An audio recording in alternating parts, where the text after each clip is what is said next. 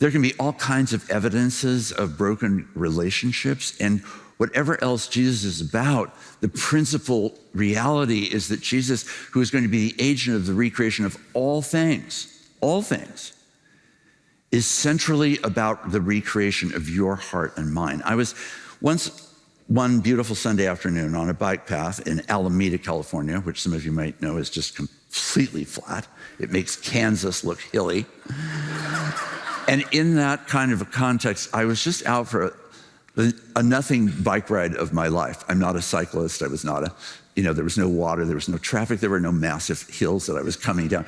There was nothing happening. I was on this little bike path, just pedaling along, until a bike rather abruptly stopped right in front of me, and went up on my front tire. My face was driven straight into the end of his vertical handlebar. My left eye was pushed back in my skull an inch and down in my skull an inch. It was a bloody mess. A long process of healing followed that. 4 surgeries over a year and a half of time. A lot of that time, I was just only able to lie on a bed with as little light as possible. Sound was problematic. It was really quite a season. It did have a little footnote advantage. There was a moment where I was hardly able to operate as the pastor of First Pres in Berkeley at the time.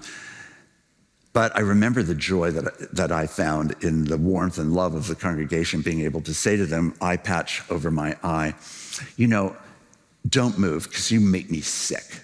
That was just kind of a joyful thing to be able to say. Like, there might be lots of reasons a pastor might want to say that to their congregation, but I would never have said it. But in this case, it felt like biologically true. You're making me ill. As I healed and spent all of those days and months lying on the bed, God spoke to me in a way that I recognized and felt changed by. He said, Mark, I'm going to restore your sight, which thankfully has occurred. I will restore your sight, but that's not actually the crisis. The crisis, the deeper need, is that you need new vision.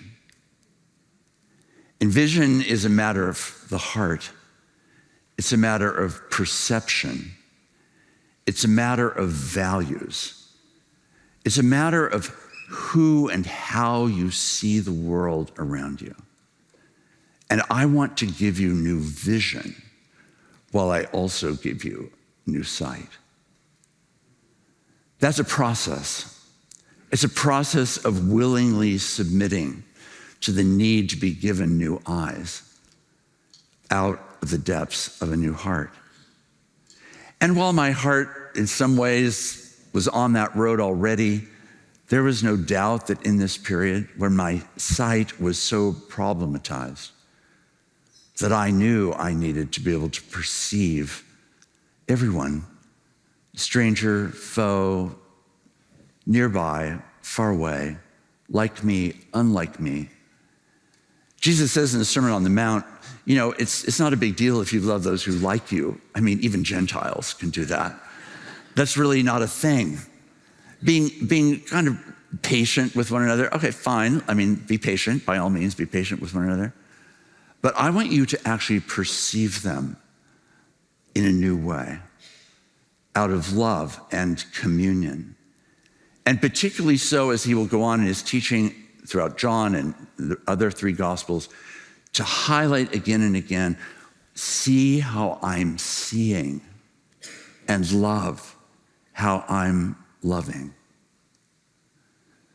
This woman has this encounter with Jesus, and it changes her understanding of herself. So much so that later in the text it will say she rushed back into her own village and said, I've met a man who told me all about my life, everything that I've ever done. Come out and meet him. This person who had come at 12 to avoid the crowd now rushes into the crowd and says, follow me. To the person who will tell you the honest truth and reality of who you are, and who offers us this extraordinary thing called living water. Still unclear how aware it is that she understands what's going on or what it is that Jesus is offering. But what she knows is that she is seen in a way that she's never been seen before. In the honesty of that encounter, she is set free. And she ends up inviting a community that she had sought to be divided from, a broken communion, into a communion of likeness, where we all have needs, where in fact we are to find in the living water, Jesus Christ, this communion of a new life. Friends, this is the heart of what this whole series in John is about. It's the theme that ties things together. Aaron has proclaimed it. Prentice has proclaimed it. And those who follow in this series are going to do likewise, because this drumbeat theme is at the very core of Jesus and at the very core of our common life. I once served in a church that had a very high stone altar, chancel. It was probably 3 times as high as these steps. And the church's tradition was that when we had communion, that the elders would come forward with and back for each element. So they had come forward, they'd gotten the bread, they went out and distributed the bread, then they came back, and then they were given the chalices, and they went back down the stairs. And there was this moment where these 2 elders collided at the top of the stairs. They each had 2 chalices, and as they collided, all 4 chalices fell onto this floor, beautiful metal chalices with blood spewing all over the steps, and a clank that I can still recall just thinking about it.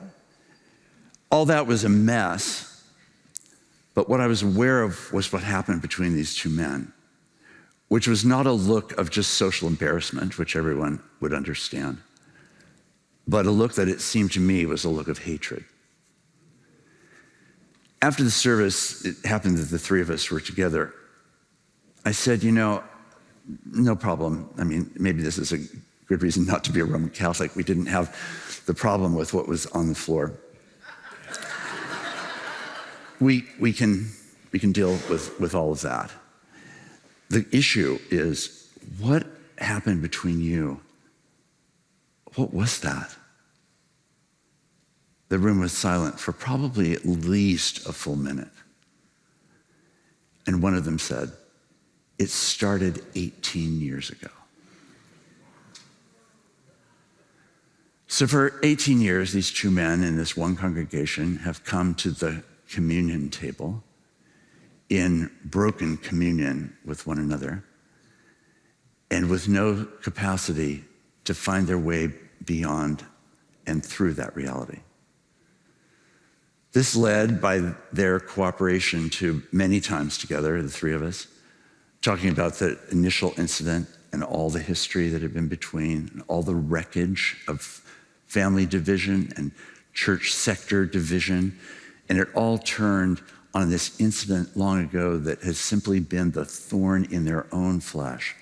Friends, Jesus Christ, in this period of transition, in this period of looking for the next major chapter in UPC's life, at a time of national division, at a time of neighborhood division and family division and colleague division, we are meant to be people who know a communion that exceeds the terms that are simply handed to us by social reality, cultural, political, racial, religious, and instead find in Christ, through Christ, as Bonhoeffer says, we encounter one another not directly, but mediatedly, that Jesus is the mediator between myself and anyone else that I may encounter.